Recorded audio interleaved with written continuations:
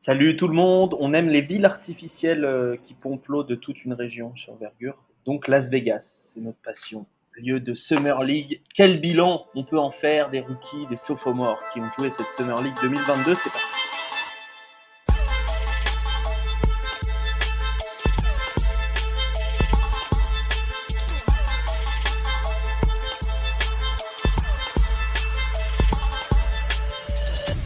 La Summer League, on va se demander avec Ben et Alan quels joueurs ont été mis dans de bonnes conditions par leur franchise, comment ça peut se concrétiser sur le développement de ces joueurs et puis comment ça peut se concrétiser dans la vraie vie, dans la vraie ligue. La saison prochaine, podcast en deux parties, partie 1 sur 2 enregistrée aujourd'hui avec donc Ben et Alan. Bonjour messieurs. Bonjour Alex. Salut Alex, salut tout le monde. Est-ce que c'était dur de regarder de la Summer League? Est-ce que c'était compliqué? Ben, moi j'adore personnellement. Moi aussi, Là. Je trouve qu'il faut qu'il y ait un ratio une brique par 3 points absolument irresponsable pris. Et je pense que le ratio doré a été respecté cette année. Un gros shout-out au joueur de OKC, Abdul Gadi, qui a fait la pire brique que j'ai jamais vue en Summer League. Elle est passée en bas à droite du panier. Elle a même pas touché au filet. Comme moi hier sur le playground. Alan, pareil, toi, t'as un petit amour, un petit câlin pour la semaine. Ouais, bon, bah ouais, parce que en plus si on regarde, ça fait tous les joueurs sur le terrain, on les connaît quoi quasiment. Nous, Ouais. vu qu'on les a étudiés, on les a vus. Donc moi j'adore. Tu retrouves des joueurs, puis c'est surtout à chaque fois chaque équipe confie la balle à un joueur en se disant vas-y on va essayer de le développer, on va voir si ça marche. La plupart du temps ça marche pas, mais il y a des petits éclairs par moment, donc c'est toujours cool à voir.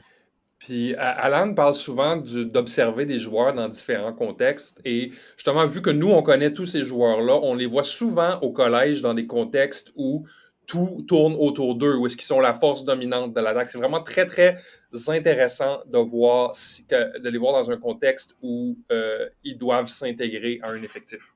Ouais.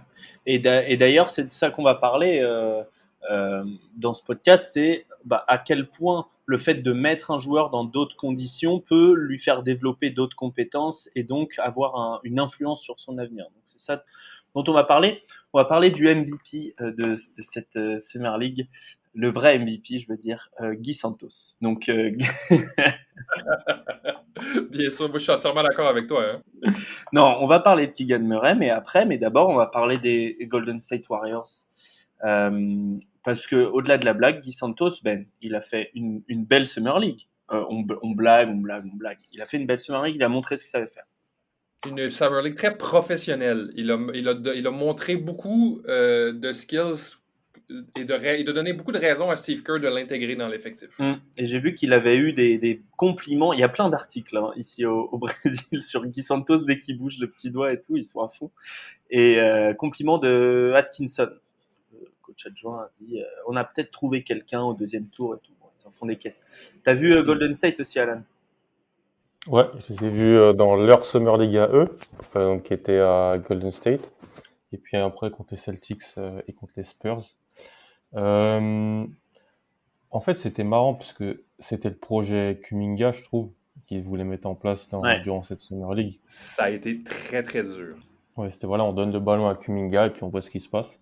Moody, pas vraiment, parce que Moody, il est déjà beaucoup plus dans un rôle prédéfini, je pense, de 3&D. Peut-être qu'ils vont essayer de développer autre chose, mais il est plus facilement intégrable. Et je pense qu'avec les départs qu'ils ont eu à la Free Agency, je pense que Moody va jouer, je pense, un peu l'année prochaine. Mais Kuminga, c'était voilà, on lui donne le ballon, on essaye de voir, et c'est pas encore, c'est pas encore ça. Ouais, c'est pas encore ça. C'est très, très rude. Ouais. Mais Moody, je sais pas si vous avez vu le match contre New York, il a fait carrément la moitié des points de son équipe. Ouais, non, ils ont fini avec 68 points, puis il a fini avec 34. Ouais. Oui, Moody, ça peut être une pièce de rotation. Comme Kuminga l'a été, et il va l'être l'année prochaine, mais c'est vrai que le projet Kuminga, Alan, à la base, quand tu le draftes assez haut comme ça, il sort de G-League et tout, le projet Kuminga, c'est pas d'être un role player. Non.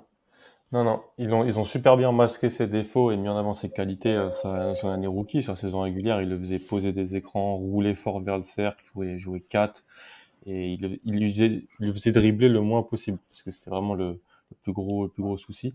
Là, il a été obligé de dribbler parce qu'il voulait un peu le faire porter la balle. et c'est pas encore le cas. Je pense que et c'est bon, il est super super super raw encore. Je pense que il va avoir une deuxième année un peu similaire à sa première, je pense. Il Ouais. va beaucoup jouer son Oui, ballon, oui, beaucoup oui, il est poser les jeune. écrans. Il est jeune. Il reste très jeune, ça reste un joueur qui par son physique peut déjà avoir le terrain en NBA en saison régulière. Donc je pense que la Summer League de l'année prochaine, c'est si là il a encore des soucis balle en main, on pourra se poser des Je questions. sais pas s'il la jouera après. On sait pas non plus. Ouais. Puisque ça reste un risque. Mm. Un aspect vraiment négatif de cette Summer League, c'est tous les blessés qu'il y a eu. On a vu Shaedon Sharp se blesser et d'autres aussi. Jaden Ivey. Oui, et Jaden Ivey, enfin des gars qu'on attendait un petit peu, quoi. Est-ce que ça vaut le coup? Est-ce qu'il y a un bénéfice à faire jouer cette Summer League? Ben, c'est intéressant qu'on parle de Kuminga parce que il y a vraiment pour moi, il y aurait un bénéfice à le faire jouer l'année prochaine, là. On lui a demandé de dominer en Summer League cette saison, un peu comme on a demandé à New York à Quentin Grimes de dominer. Et Mm. Kuminga, 3 possessions sur 4 où il prenait une mauvaise décision, où il perdait son calme. On l'a vu perdre son calme énormément dans cette Summer League-là. On l'a vu, le body language, le langage corporel était dégueulasse. Et, oui, il y a un intérêt, je veux dire. C'est sûr que tous les joueurs vont attraper des blessures à gauche à droite, mais surtout pour un joueur qui va être un joueur de rotation l'année prochaine et qui ne jouera pas 30 minutes par match. Oui, je pense qu'il y a un intérêt à les garder chauds, compétitifs et à leur demander de montrer quelque chose. C'est un bon, pour les joueurs de deuxième et troisième année comme ça, c'est un bon espace pour leur demander de se prouver. C'est un test. Alan, qu'est-ce qui lui manque à Jonathan Kuminga pour passer ce cap où je peux tenir le ballon, allez, au moins une ou deux possessions en sortie de banc, je peux créer un truc moi-même, quoi. Pour moi, c'est le handle et la navigation balle en main. Parce que la prise de décision, elle sera facilitée par les différences athlétiques qu'il va faire, en fait. Pourquoi Jaden Ivey on en parlera, a dominé en Summer League? Parce qu'il se crée tellement d'espace balle en main, parce que c'est un freak athlétique. Après, c'est beaucoup plus simple de faire les prises de décision. Je pense que Kuminga, quand il gérera la navigation balle en main, les écarts qu'il va créer, s'il en crée, s'il y a cette navigation balle en main, elle s'améliore, ça lui ouvrira beaucoup de choses. Il y a le tir, tout le monde dit le tir, mais en même temps, la mécanique, elle a toujours été un peu problématique. On n'a jamais tous acheté vraiment Kuminga Mm. comme un bon shooter, donc je pense que c'est plus la navigation balle en main qui lui permettra de. Parce que le jeu sans ballon, il l'a, le jeu en pause d'écran sur short roll après, il l'a montré avec les Warriors. En plus, dans le jeu extrêmement espacé des Warriors, ça marchera. Ben, c'est intéressant que tu parles de ça, Alan, parce que justement, le jeu n'était pas espacé du tout des Warriors en Summer League. Là. C'était crampé et c'était sûr. La responsabilité était à Jonathan Kuminga et beaucoup de ses tirs à lui qui ont été pris étaient hors d'équilibre. C'était des 2 points hors d'équilibre à Mm. mi-distance. Et je pense que ça. Pour moi, ça a été une grosse confirmation des mauvais pressentiments que j'avais à propos de lui l'année dernière. Là, je suis à veille de vendre mes dernières parts que j'ai dans l'île de Jonathan Kuminga. Effectivement, spacing compliqué, peu de joueurs très efficaces au tir, et donc la prime à la prise de décision rapide. Pour revenir rapidement sur mon ami Guy Santos, je trouve qu'il a excellé là-dedans. Non mais c'est vrai, Ben. Il a vraiment excellé sur je reçois le ballon, je sais tout de suite si je drive, main droite, main gauche, l'ambidextrie est importante, ça il l'a montré aussi, et ensuite aller chercher le contact. Voilà. Moi, je pensais qu'il avait moins accepté le contact parce que je connaissais pas trop le niveau physique de la ligue brésilienne dans laquelle je l'ai observé. En l'occurrence, écoute, ça a l'air d'aller, quoi. Donc voilà pour. Physiquement parlant, oui. Physiquement parlant, il a la dureté au Hmm. contact, il a la tonicité. Moi, j'ai été impressionné parce qu'il a demandé le ballon souvent. Ouais. Il était très vocal sur le terrain, il plaçait ses joueurs, il a demandé le ballon souvent. C'est Il y pas avait simple des. de la prendre des mains de Mac McClung. C'est pas toujours simple. Mon Dieu, oui. Puis Mac McClung, il a lancé des belles briques pendant cette Summer League. Je n'arrive pas à croire qu'il y a eu un contrat avec les Warriors. Là. Écoute, il a plutôt bien joué si tu regardes les stats au global, Ouais, quoi. il a plutôt bien joué. Ouais, mais tu vois, contre les Knicks, il avait un match de merde et là, à la fin, ils ont mis leur troisième effectif sur le terrain puis il a rentré 3 tirs à 3 points. Là. Donc, les Ouais, stats, ça veut dire quelque chose, mais pas vraiment. Là. ouais. Mais effectivement, Mac McClung qui a chopé, alors c'est un contrat non garanti. Ouais. Un an, ouais. Ouais. Parlons du MVP. Keegan Murray. Tu peux pas parler de Wiseman un peu? Oh, si tu veux, Non, on peut passer vite. si tu veux, qu'est-ce que Ça a tu as à affolé dire? ça a affolé Twitter, non? Son début de match contre les Spurs. Ouais, il a mis 2 tirs. Il met des paniers à 3 points. Ouais. Mm. Bah Mais, écoute, non mais en fait c'est ce que j'écrivais sur Twitter avec le compte d'ailleurs. ouais, ouais. Il a, J'étais assez d'accord avec ça. il a protégé le cercle plus ou moins bien, mais ça allait. Maintenant il doit progresser dans les lectures second rideau encore, dans la discipline corporelle pour faire moins de Mm. fautes. Et, euh, et ce qui est intéressant c'est le toucher, mais ça l'a toujours été. Mais là c'est bien, il confirme qu'il a le range NBA, peut-être un truc qu'on n'avait pas C'est encore ça. vu chez lui. Quoi. Pour un troisième année, c'était ça que je voulais dire aux gens. Pour un troisième année, c'était peut-être temps qu'au moins il soit légitime sur un terrain, quoi. Face à Dom Barlow. J'aime bien Dom Barlow, mais Moi voilà. aussi j'aime bien Dumbar. On Ouais. parlera Tout le des, monde aime Don Barlow. on parlera des Spurs dans la P2, la deuxième partie. Keegan Murray, donc qui est plus vieux que James Wiseman et Jonathan Kuminga, je pense. Mais qui a été élu MVP de cette Summer League. Et on a vu des choses qu'on savait, on a vu des choses un peu nouvelles. J'ai vu une stat passer notamment. Il a pris énormément, pas énormément, mais beaucoup plus de tirs en sortie de dribble que ce qu'il faisait à Iowa. Donc, qu'est-ce que ça implique sur son utilisation en année 1? Ben, est-ce que tu penses que ça change quelque chose? Est-ce que tu as revu tes prédictions à la hausse? Non, je n'ai pas revu mes prédictions à la hausse parce que même s'il a pris beaucoup de tirs en sortie de dribble, ça a été quand même aventureux sur une bonne partie d'entre eux, même quand ça rentrait. C'est-à-dire que le dribble, surtout que lorsqu'il se dirige vers le panier, est très haut et très large. Donc, oui, ça a fonctionné en Summer League, mais si on s'attend à ce qu'il ait le même niveau de succès en NBA, je crois qu'il faudra revoir nos attentes envers Keegan Murray.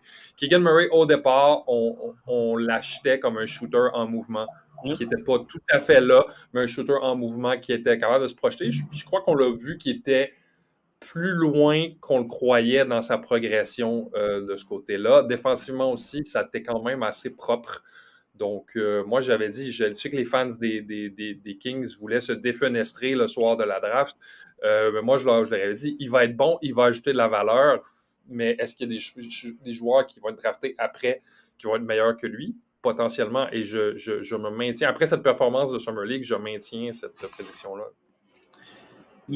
Alors, c'était pas trop une question, mais quand même, il a fait qu'une seule saison NCAA de haut volume et haute efficacité au tir.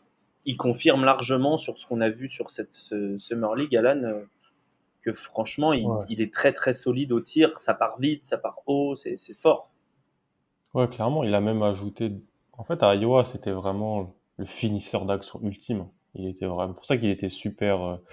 Il avait des super bons pourcentages et qu'il était autant aimé par la communauté, je pense, Analytics, parce il était ultra, ultra, ultra efficace sur des choses simples. Là, je trouve qu'il a fait des choses plus complexes, en fait. Il a posé un dribble sur attaque de close-out pour pull-up à mi-distance. Il a pris des 3 points. Alors ça, Ben le disait, il pouvait shooter en mouvement, il le faisait toujours, mais un joueur de sa taille qui prend des staggers en remontant Mm. quasiment face au panier, qui tire en mouvement et qui le fait aussi bien, c'était impressionnant. Moi, c'est par contre la défense où j'étais très agréablement surpris. Et je pense qu'en fait, année après année, je pense qu'Iowa a un des schémas les plus horribles, honnêtement, défensivement. J'adore cette équipe, j'adore les regarder jouer année après année, mais les espèces de zones qui font un 3-1, les espèces de... Je pense que c'est peut-être pour cacher un manque athlétique sur pas mal de certains postes. Mm. Ce que Romain disait l'an dernier, par exemple, quand on parlait de Luka Garza. Mais défensivement, il peut tenir les 4, je pense. Il peut ne pas être ridicule. Et c'est ce qu'on disait tous le soir de la draft. Je pense que ça va être un très bon joueur. Je pense que ça sera un vrai bon joueur NBA. Mm. Juste, Jaden Ivey a plus de potentiel. Mais c'était le grand débat et ce qu'on disait à ce moment-là. Mais il va être très solide pour les Kings. Mm. Il va être solide et effectivement, bonne séquence défensive et utilisation offensive intelligente. On peut quand même un Mm. peu féliciter l'à-propos du staff des Kings qui, on parlait des shoots après mouvement, etc. Ils l'ont mis en confiance directe. En début des matchs, il avait souvent des Ouais, systèmes pour lui, pour avoir des tirs entre guillemets ouverts, le mettre en confiance et ensuite commencer à shooter après mouvement. Un petit mot sur Keon Ellis, peut-être un de vous avec deux. plaisir. Keon Ellis qui a fait une très bonne Summer League pour les Kings. C'est un CUND, c'est potentiellement un CUND NBA, je pense. Honnêtement, on le disait tous, mais c'était peut-être le prospect d'Alabama le moins hype parce qu'il était plus vieux et parce qu'il venait de JUCO avant et qu'il a fait que 2 années, puis qu'en plus c'est sa seule vraie année parce que l'année dernière il sortait du banc un peu, mais il est juste super solide. Moi j'ai vu le premier match contre Miami, je crois, Miami à la Summer League de Golden State. Super solide, je pense que ça va être je pense qu'il va être dans leur équipe de G League parce qu'ils sont profonds quand même sur les ailes à ces postes-là un peu, mais je pense qu'il a montré qu'il est légitime à envoyer en NBA un moment s'il y a besoin. T'es en mute, Ben. Putain, j'arrête pas de peser, ça fonctionne pas. Non, il a montré une belle énergie, je trouve. En anglais, on dit disruptive en défense. Puis, il a vraiment été capable de mettre, de laisser sa marque sur des matchs, surtout défensivement. Il a bien shooté aussi. Le match que j'avais vu, il avait shooté 5 en 8, je pense, ou 6 en 8. Fait que ça, c'était très bien. Non, moi, j'ai beaucoup. Je pensais pas grand-chose. J'avais pas des opinions bien tranchées sur Keon Ellis avant la Summer League, mais maintenant, je crois aussi qu'il peut devenir un solide de 3 Ouais, moi j'étais plutôt optimiste sur Keon. Est-ce qu'on passerait pas au sujet suivant qui sont les Rockets, mon cher Alan, que tu as pas mal observé, Jabari Ouais. Smith, Tari Eason, Tai Washington, Tai. plus les joueurs également, les sophomores. Josh Christopher qui a joué aussi un Ouais. peu. Ouais. Garouba Tayshaun n'a pas Nix. joué. Hein. Non, Tayshaun Nix et Christopher. C'était les deux sophomores qui ont touché. Qu'est-ce que tu retiens déjà une leçon de cette Summer League des Rockets? Quelle utilisation tu as bien aimé chez les joueurs? Moi, Harrison, honnêtement, a été tout ce que je pensais qu'il pourrait être vraiment au niveau supérieur. C'est-à-dire, comment un joueur avec autant de physicalité peut dominer, même s'il est encore brut dans beaucoup de domaines, juste par l'athlète que c'est. Je Ouais. trouve qu'il a été vraiment impressionnant là-dessus. Le tir est encore un peu en question, on l'a dit, avec la mécanique un peu de catapulte qui part. Mais à la passe, il a été plutôt intéressant. Finition proche du panier, puis défensivement, quand il le veut, il est élite. Ty Washington va pas au cercle, il y va toujours pas. Mais il a l'adresse mid-range et l'adresse flotteur, qui fait que je pense qu'il vivra toute sa vie sur des tirs un peu complexes. C'est un peu Et puis, un Trae Young maxi format dans le côté ouais, axe cercle. c'est ça. Et puis, sans le génie créatif, mais Oui, bien et sûr. puis et puis Jabari, tu peux pas vivre autant sur des tirs trop complexes. Et je pense que ça va être travaillé par le roster de Houston. Je trouve qu'ils l'ont laissé jouer comme ils voulaient un peu. Ils ont dit, OK, t'as un peu carte blanche offensivement. Et c'est bien, je trouve, de faire ça. On l'a pas vraiment bridé ou fait les choses. Mais il a pris une tonne de pull-up contestés qui rentraient par moment à Auburn l'an passé. Et là, ça, c'est pas trop Oui, rentré. c'est Et pas c'est plus défensivement où il a fait un vrai chantier. Défensivement, c'est intéressant parce qu'on avait un débat quand même dans l'équipe. Est-ce que c'est un joueur est-ce que c'est un super défenseur d'ailier ou est-ce que c'est un futur poste 5? Alors, est-ce qu'on a une réponse plus claire à cette utilisation? Avant, j'avais un peu mis de côté le poste 5. Je pense qu'il peut terminer des matchs en poste 5. Il pourra finir des matchs parce qu'il a la capacité de switch sur des plus petits, à l'activité, la protection de cercle. Par contre, je pense que c'est bien si on lui met un gros protecteur de cercle secondaire à côté. Je pense que Garouba et lui peuvent bien s'entendre défensivement si jamais ça marche. Donc, Faire jouer Garouba. et voilà, tu m'enlèves les mots de la Mais il bouche. était blessé l'année dernière, Garouba, non? Oui, Ouais, mais Fracture du poignet, je il a végété en G-League pas mal alors que l'équipe ne jouait rien non plus. Donc, on verra. Mais je suis rassuré sur l'aspect défensif sur le poste 5 de Jabari Smith, mais sur l'activité, la polyvalence, on savait un peu, je pense. Et Daishen Nix, Josh Christopher, ne serait-ce pas là deux joueurs qui peuvent faire une carrière honnête d'arrière qui sortent du banc? L'un pour sa défense, l'autre pour son. Il est costaud, Daishen Nix. Moi, j'aimais bien Daishen Nix. Il est vraiment costaud et il est toujours aussi costaud. Bon passeur. Des fois, ça se marchait un peu dessus avec Ty Washington sur qui avait la création et tout ça. Mais parce que Daishen a fait, je trouve, selon ce que disaient les fans des Rockets et les beatwriters, une bonne année de G-League en fait l'an dernier. Où, en plus un des coachs de Houston, c'était le coach G-League l'an dernier, qui ensuite va aller dans le staff des Rockets cette année. Donc, il connaissait très bien Daishen Nix. Christopher, ça sera pas l'ultra scoreur qu'on avait au lycée, que Manu adorait par exemple, mais ça va être un vrai bon joueur d'une rotation, je pense. Le tir est toujours un peu bizarre en 2 temps, mais c'est un athlète quoi. Donc, je pense que ça peut être un Steve ND en NBA. Ouais. Je pense il va compter dans le projet Rocket, je pense.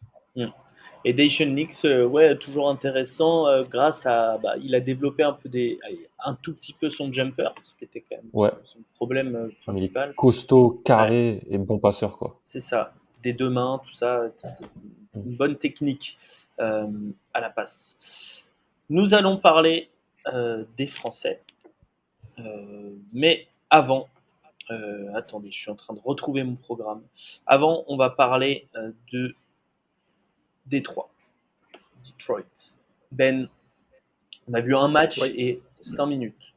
Jaden Ivey. Oui, absolument. Est-ce que ça t'a suffi pour être satisfait et pour envisager la manière dont il a joué quand la saison reprendra?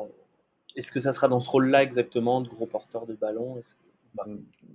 Je crois pas dans ce rôle-là de gros porteur de ballon parce que je crois qu'il va vraiment partager le monde avec Cade Cunningham, et Cade Cunningham est un peu déjà le alpha là-bas, c'est-à-dire que c'est vers lui que toute la défense va s'organiser, va s'ancrer dans des matchs NBA. Donc, on va demander à Jaden Ivey normalement de tirer beaucoup plus.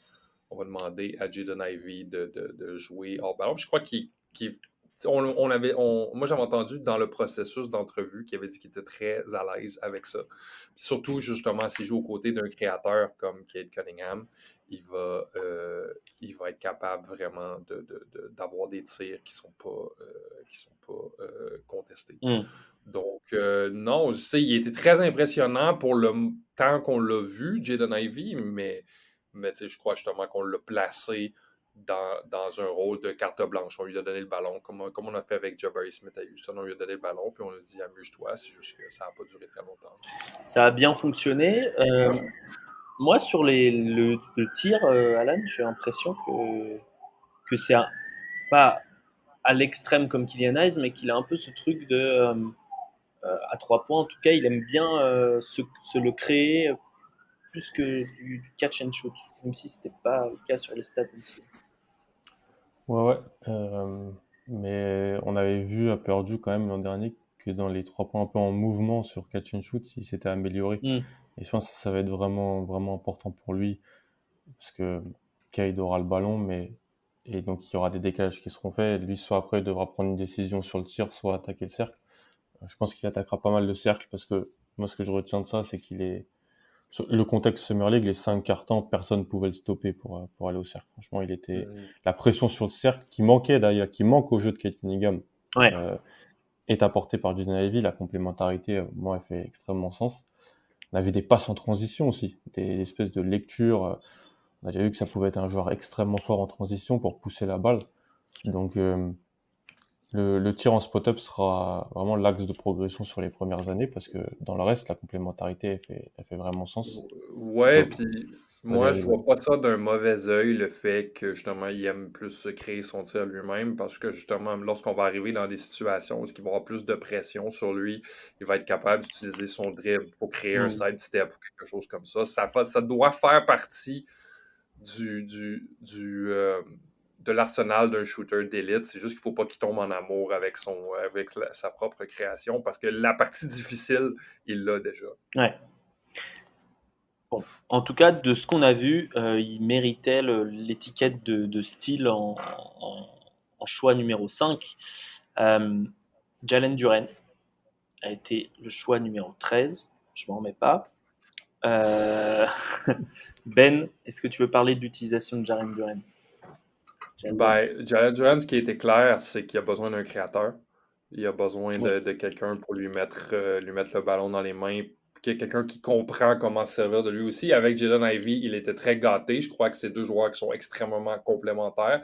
Mais écoutez, on a vu, physiquement parlant, non seulement il est au niveau, mais il a le niveau plus, je crois, pour être un pivot dominant en NBA. Maintenant, est-ce que c'est un pivot qui va être uniquement un rim runner ou c'est un pivot qui va être capable de développer un certain tir? Moi, je n'ai pas été convaincu qu'il va être capable d'atteindre ce niveau-là, mais si Jalen Duren devient un rim runner en NBA, il va devenir un rim runner élite qui va pouvoir s'intégrer à toutes sortes d'effectifs.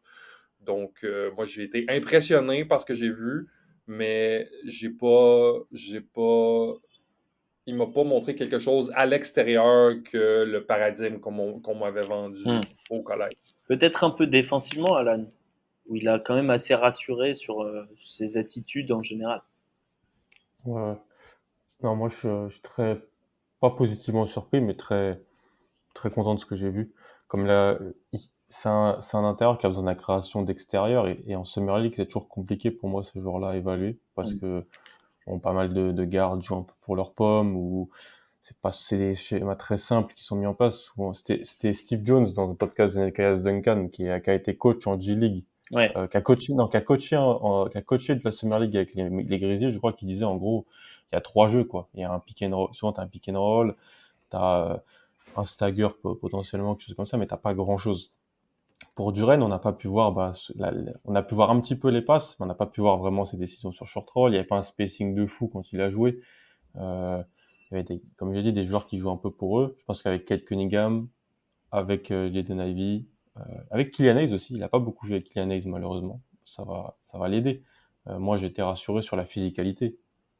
C'est, C'était sa carte d'entrée en NBA. Avec le facteur X de la passe et du tir qu'on a vu, qu'on n'a pas trop vu non plus. Mm. Il est jeune. Déjà, il est légitime à jouer, je pense, allez, entre 10 et 15 minutes l'an prochain. C'est déjà bien. Il a pas fait beaucoup de fautes en plus. Hein. Souvent Non. un truc que je Peut-être regarde. plus à Détroit même. Peut-être un peu plus. Hein. Il n'y a pas tant de monde que ça sur le poste à Détroit. Ouais. Il y a Stewart qui a commencé à prendre des 3 points de partout à la Summer League. Et il shootait déjà. Il shootait déjà. Ouais, c'est vrai, il shootait déjà. Il le faisait pas shooter, mais il shootait déjà. Puis ils ont Olynyk aussi, je crois, mais on ne sait pas ce qu'ils vont faire avec eux. Ils ont re-signé Marvin Bagley, qui a une super entente C'est vrai. Marvin Bagley. avec Cade. Donc, mais il va jouer, il va jouer. Oui. Ils sont pas montés fin de loterie pour pas le faire. Exactement. Exactement. Ça va être euh, un projet effectivement pour les Pistons. Alan, Boston, est-ce qu'on retient quelque chose avant de parler plus spécifiquement de Joan Beggar? Franchement, c'était pas mal. Je trouvais le roster pas incroyable. Bah, quand tu drafts pas au premier tour 3 années de suite, en gros, et donc que tu as et en plus que Nesmith n'est plus là, t'as pas grand prospect à observer. C'était un petit peu autour de donc J.D. Davison qui s'est fait drafter, qui a fait des chiffres hein, en tant que porteur de balle principal. Ce qui n'était pas trop à Alabama. À Alabama, il sortait du banc, il y avait Quinn Early, il y avait Shackelford, il y avait Ellis. Là, on avait un backcourt Davison Bégarin, des shooters, donc Sam Hauser, l'ancien de Virginia, Virginie. qui a signé un contrat. Matt Ryan, qui a été excellent aussi, qui jouait à Vanderbilt, je sais pas si vous vous souvenez, il jouait à Vanderbilt, il jouait à Notre-Dame aussi en NCAA, il a fait Notre-Dame, ouais. plusieurs facs. Ouais, Vanderbilt. Il joue pas à Tennessee, Chattanooga, Matt Ryan? Si, il a fait 3 facs. Mais si les gens savaient Tennessee Chattanooga, là, franchement, j'aurais été. Il avait fait les 3, il a été très bon, mais il n'a pas été signé parce que le two-way a été donné à Davison et à Kabengele. Donc, Fiondu Kabengele, ancien joueur de Florida State, drafté en 2019. Ouais, 2019. Au premier tour par les Clippers, qui était très, très brut en sortie de Florida State et qui là, profil de rim runner qui attire à 3 points. Donc assez intéressant du côté de Boston. Davison, très très bonne pression vers le cercle, ce qu'on voyait à Alabama. Hein. peut-être qu'il aurait jamais, en fait, il avait sûrement plus de talent et de potentiel que d'être drafté fin de deuxième tour. C'est juste que les équipes ont préféré peut-être des joueurs plus ready parce qu'il est pas prêt à jouer en NBA. Mais je pense que c'est un bon projet pour la G League des Celtics. C'est un vrai bon projet. Il est Absolument. jeune, il met de la pression vers le cercle, il est talentueux, donc Il a rentré un assez peu ses rassurant. tirs. C'était des tirs Ouais, il a faciles rentré parce un que peu ses les tirs. équipes adverses savaient que c'était pas vraiment un shooter. Il Ouais, les a rentrés. clairement. Bégarin, qui n'a donc Le pas eu jeune, le ouais. two-way, je sais pas s'il le visait ou pas, je sais pas s'il visait une place dans le roster. C'est compliqué parce que Mm. Kabengele qui prend le two-way, ça veut dire que c'est peut-être juste une assurance à l'intérieur parce qu'ils n'ont pas non plus une profondeur C'est ça. de ouf à l'intérieur, donc c'est peut-être Mm. une assurance pour Boston aussi.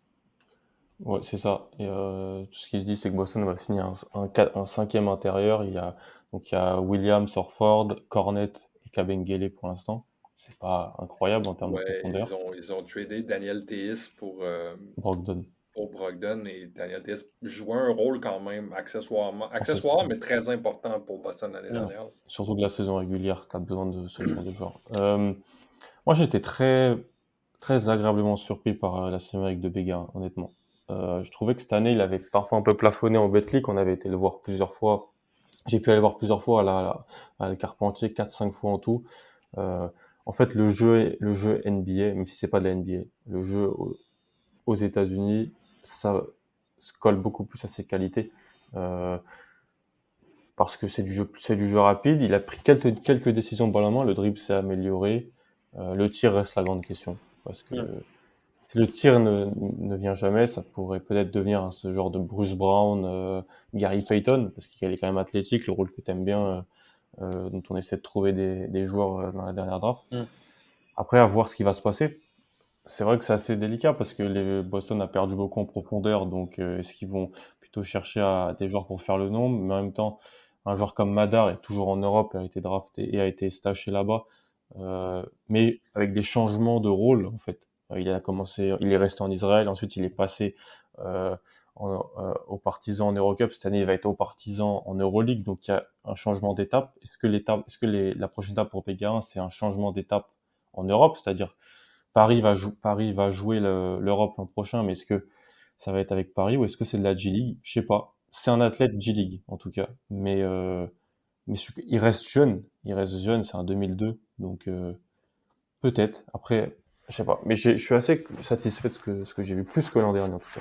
L'autre belle satisfaction côté français, c'est la Summer League de Moussa Diabaté avec les Clippers. Même si lui aussi sans doute aura peu de temps de jeu cette année. Mais Moussa Diabaté, il a montré ce qu'il savait faire et il a été mis dans les conditions pour pas trop montrer ses limites aussi, c'est ça. Ouais.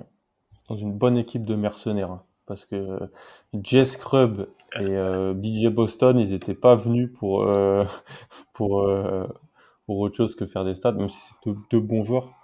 Quel plaisir de revoir Jay Scrubb, euh, le gaucher. Mon gars, Heureusement, Jay Scrubb, il a eu Jason Preston en fait, Moussa ouais, Diabaté, qui l'a bien servi. On a vu voilà la polyvalence de Moussa Diabaté, deuxième rideau, finition au cercle, énergie, énergie, énergie. À un moment, je crois que c'est le premier match qu'il fait contre Memphis. Il fait un spin move et dunk à deux mains. Steve Ballmer sur le côté qui se lève assez à fond. Donc, très bonne satisfaction. Je pense que c'est G-League pour lui à fond Ouais, et développement avec les Aqua Caliente Clippers. exactement, on adore. Il a rentré un 3 points dans le corner, Ouais, ce qui sera ouais. peut-être de bon augure pour lui pour cette année de G-League. En français, il nous reste Hugo Besson. On nous a demandé pourquoi il jouait pas. Bah, on ne sait pas, on n'était pas là-bas. Mais Isma. Hugo Besson n'a pas joué. Il va jouer au Metropolitans l'année à venir, ça. Je sais pas, c'est signé ou c'est pas sûr? Non, c'est pas Ah signé. ouais, c'est des mais rumeurs. Mais ouais. ça va, ils font une équipe de prospects. Donc, ouais. Ouais.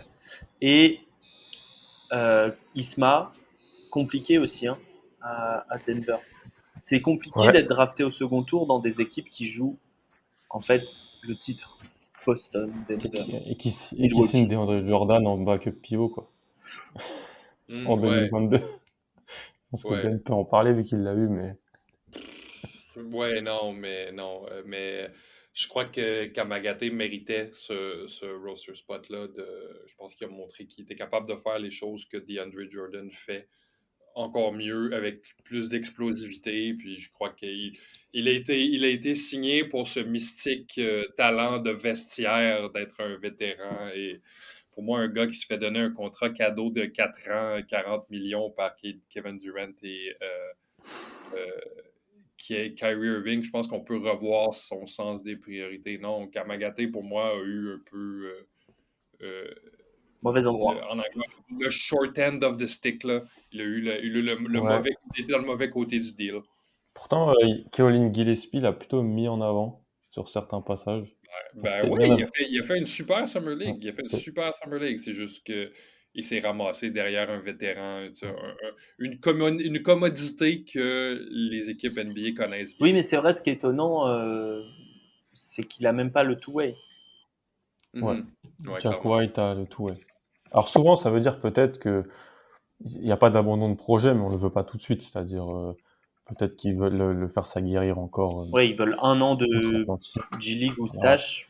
Voilà. Peut-être. Après, tu prends quand même un risque contractuel de peut-être te le faire piquer s'il est en G-League potentiellement, mais c'est vrai que Jack White récupère le two-way, ça m'a assez surpris. L'Australien Ah de ouais, Duke, ça m'a assez surpris. pas le même niveau de joueur sans faire Non. d'injure à Jack White. Est-ce que vous avez des undrafted standouts ah, vas-y Ben, je te vois. Mon gars, mon flingueur sans arme préféré l'année dernière au collège, Jaden Shackelford, qui était possédé par le fantôme de J.R. Smith à la Summer League, qui lançait des patates de absolument n'importe où. Et ça rentrait jusqu'à un certain point parce qu'il était avec des playmakers, il y avait des bons. Il y avait des bons tirs. On lui donnait des bons tirs et je pense qu'un gars qui a une confiance en lui-même, qui a une confiance en son tir, comme ça, a une place en NBA à quelque part, surtout dans une équipe comme OKC qui ne joue encore une fois cette année rien en particulier, mais qui va avoir beaucoup, beaucoup, beaucoup de playmakers sur le terrain. Euh, Ils ont, moi, j'adore. ok, si, ils ont 1000 joueurs dans le roster. Ils vont pas faire le roster. Il va peut-être aller ailleurs. Ouais, Hein. ouais, mais tu sais, il a un skill set, Ah Shackelford, oui, oui.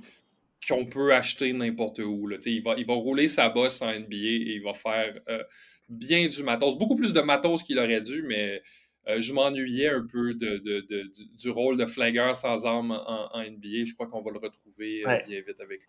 c'est vrai. Et en plus, c'est un joueur qui est quand même assez dense physiquement, qui est capable de tenir le choc, qui défend un tout petit peu plus grand que sa taille parce qu'il est épais. Ouais. Donc c'est quand même intéressant. Alan. Alors, est-ce qu'on a le droit à des non-rookies? Ouais, j'allais le dire, j'en ai un On aussi. n'a pas le droit. Bah, Parce qu'il y a, c'est un peu de la parce qu'il y triche. a AJ Lawson. AJ Ah ouais, Lawson, il a fait une super semaine. ouais, le Canadien, d'ailleurs, qui a été signé qui a signé un contrat après cette Summer League. Je crois il a Dallas. joué avec. Ouais, c'est ça. C'est ça. Et de mémoire, il a signé avec une autre équipe que Dallas. Il a signé avec Minnesota, je crois, Ouais. si je me rappelle bien. Euh, il shootait super bien, en fait. Donc, il mettait, je crois, la moitié de ses 3 points, alors qu'il en prenait 5 par match Ouais. sur la Summer League. C'était le Canadien qu'on avait vu à South Carolina. On avait tous abandonné. Il était arrivé avec une belle Ouais, hype pour NCA. On avait tous c'est ça. abandonné petit à petit. C'est ça. Et bah, c'est beau s'il Et arrive à se sinon, retrouver. sinon, full hipster, il ne jouera pas en NBA, mais Tommy Kuhs de Orlando, J'ai qui pas a vu ça. déjà 24 ans, qui jouait à Cousy, Sainte c'est Cousy, Mary's. non? Oui, Cousy, qui joue à Sainte Mary's, le chauve, avec la Ouais, grosse barbe, bien sûr.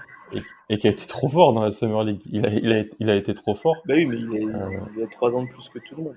c'est ça, je regarde 17 points de moyenne, 4 passes décisives. Je, Il jouera pas en je NBA, mais sais, je sais pas aussi si vous avez regardé un peu de New York, les gars, mais Farron Hunt, un bien sûr, ancien de SMU. SMU, Ah oui, qui faisait le rôle un peu à la Derrick Jones Jr. De foncer vers le panier et finir des alley-oops et d'être une peste défensivement où est-ce qu'il a été il a été hyper efficace. Je pense qu'il y a un match qui a eu 7 vols de balles. Il est déjà en two-way avec New York. Ça ne m'étonnerait pas qu'il soit transféré dans l'effectif. Disons qu'il y a un trade ou quelque chose du genre. Disons qu'il y a un trade pour Donovan Mitchell ou quelque Mm. chose du genre. Je crois que c'est un joueur de rotation éventuellement à quelque part. Là. Il est beaucoup trop athlétique pour être laissé de côté. Puis il joue à l'intérieur de ses moyens aussi. Et oui, peut-être qu'il va profiter du fait que New York trade tous ces jeunes à Utah pour faire partie de l'effectif. C'est possible. Ah, j'en ai un dernier. Vas-y. Adonis Arms, qui a joué avec Denver, qui joue à Texas Tech. Alors, Super quel athlétique. profil? C'est Texas Tech athlétique. Texas Tech, hyper athlétique, 3-4. Je vais aller voir sa taille exactement maintenant que tu me le dis, mais il a été utilisé comme des fois on utilise poseur d'écran, rouler fort, finir. Et je pense que il m'a tellement plu que je pense qu'il va être bon en G-League. Donc peut-être non à retenir Adonis Arms. J'en ai un undrafted de cette année. Je l'aime déjà depuis longtemps parce que je suis Houston depuis longtemps, mais Bazemore, je ne l'ai pas vu beaucoup. J'ai vu un match de Brooklyn, mais Bazemore à Brooklyn, c'est un joueur de basket. Il sait tout faire sur un terrain. Il sait un peu être l'espèce de connecteur, de glue guy qui va apporter qu'est-ce qui manque dans n'importe quel line-up. Est-ce qu'il va avoir besoin d'un peu plus de défense? Il va être capable d'en donner un peu plus. Il est capable de passer le ballon. Il est capable de finir au panier. Le tir, c'est un peu en chantier encore, mais on parle d'un gars qui joue à l'intérieur de ses moyens et qui ne dépassera jamais les lignes. Moi, j'aime beaucoup Taysom. La question pour tous ces joueurs-là, généralement, c'est la carte de visite. C'est-à-dire que c'est des bons joueurs de basketball, mais quelle est ta carte de visite? En quoi tu es meilleur que 99% des autres joueurs en NBA qui va justifier que je te mette sur le terrain? Ben, dans le cas de Bazemore, c'est intéressant parce que j'en vois une. Ils ont laissé Brooklyn Bruce Brown quitter sans même lui offrir de contrat. Je crois qu'on peut lui demander de jouer de façon similaire. Il est peut-être pas aussi rapide que Bruce Brown, mais je crois qu'il est capable justement d'aller jouer dans le trafic. Il est très épais, il est très fort physiquement. On peut lui demander d'aller jouer dans le trafic puis justement de faire ces espèces de pick and roll inversés là. Il ne sera pas, je crois, aussi efficace que Bruce Brown, du moins pas immédiatement. Mais c'est peut-être une des raisons pour lesquelles on a laissé filer un aussi bon joueur. Tommy Kuzi, il a cité. Incroyable. Ouais, et Tommy Kuzi et Matt Ryan, il fallait que je les cite. Matt Ryan qui a mis un buzzer beater en se tordant la cheville. Bien sûr. Contre Miami. Et qui a mis 6 ou 7 3 points sur 2 des matchs, je crois. Non, mais... Ça reste un rookie, il a 25 ans, mais ça reste un rookie. Notre-Dame, hein. On forme des shooters. Oui. Exactement. Uniquement. On parlera de Blake Lively dans l'épisode 2, on parlera de Paolo Banchero, de Chet Holmgren, de Jalen Williams, de Benedict Mathurin. Merci à vous de nous avoir écoutés. Merci Alan, merci Ben. Merci à toi. Restez forts, buvez, hydratez-vous et à bientôt.